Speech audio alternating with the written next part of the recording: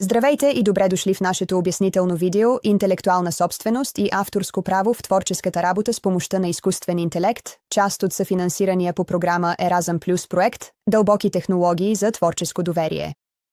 В това видео ще научите какво е настоящото положение на законодателството на ЕС относно съдържанието, генерирано от изкуствен интелект, какво означава това на практика за преподаватели и студенти, както и как да превърнете атрибуцията и разкриването на информация в професионален стандарт във вашата програма, а не в нещо, за което се сещате накрая. Нека започнем с основната правна реалност, защото тя е по-нюансирана, отколкото повечето хора предполагат.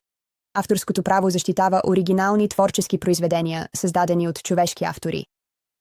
В повечето европейски юрисдикции съдържанието, генерирано изцяло от изкуствен интелект, при което няма съществен човешки творчески принос, не отговаря на условията за автоматична авторско-правна защита. То може да попадне в правна сива зона или да премине в публичното пространство. Тук става практически важно. Ако вие или студент значително насочвате, курирате, избирате и редактирате съдържание, генерирано от изкуствен интелект, като правите истински творчески избори през целия процес, има по-силни аргументи за форма на авторство. Колкото повече човешка преценка се упражнява, толкова по-ясно е авторството. Границата не винаги е очевидна, именно за това е важно преподавателите да учат студентите как да я разпознават. Имитиране на стил е отделен и сложен въпрос. Да накараш изкуствен интелект да генерира в стила на жив художник обикновено не представлява нарушение на авторското право. Самият художествен стил не е защитен от закона, но това поражда сериозни етични въпроси относно съгласието, справедливостта и въздействието върху работещите творчески професионалисти. Назовете тези напрежения открито пред вашите студенти. Не ги избягвайте. Лицензите Creative Commons са вашият практичен инструментариум. CC BY изисква посочване на авторството. CC BY NC е за некомерциална употреба и споделяне при същите условия. Тези лицензи позволяват работата, подпомогната от изкуствен интелект, да се споделя с ясни етични условия. Уверете се, че вашите студенти знаят как да ги четат и прилагат, и бъдете пример, като ги използвате и във вашата собствена практика. Професионален съвет.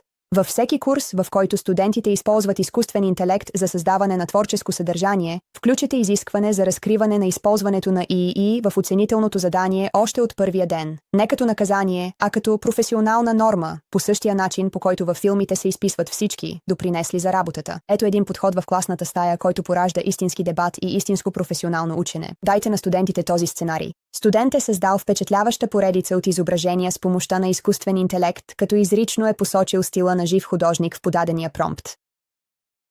Те планират да изложат работата си с търговска цел и да се обявят като единствен автор.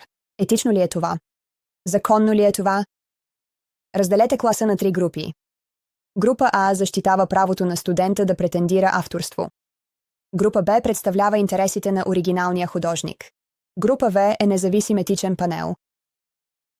Всяка група получава пакет с ресурси на една страница, откази от законодателството на ЧАЕС за авторското право, насоки на Creative Commons и политиките за използване на ИИ на използваните платформи.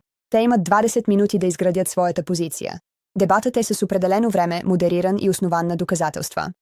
Студентите не е необходимо да стават юристи. Те трябва да изградят аргументирана позиция въз основа на наличните доказателства. Това е умението. След като етичният панел обяви своето решение, класът съвместно създава набор от насоки за творческа работа с помощта на ИИ в тяхната програма. Критично важно е, че тези насоки стават част от документацията на курса за напред. Студентите приемат това сериозно, защото те самите са ги написали.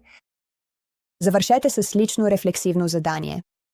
Как ще разкривате и кредитирате използването на AI в собствената си професионална работа пред клиент, галерия, академично списание или работодател? Прозрачността не е по избор. Тя е това, което отличава професионалната практика от безразсъдния навик.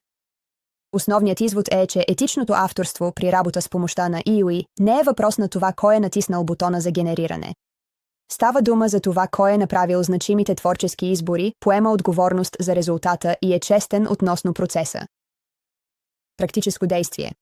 Прегледайте настоящите си задания за оценяване. Има ли ясно изискване за разкриване на използването на ИИ? Ако няма, изгответе такова тази седмица. 2 изречения, които определят професионалния стандарт за вашите студенти още от първия ден. Образователните специалисти, които преподават атрибуция, прозрачност и етично авторство, не ограничават креативността. Те изграждат професионалната достоверност, на която техните студенти ще разчитат през цялата си кариера. Благодаря ви за вниманието.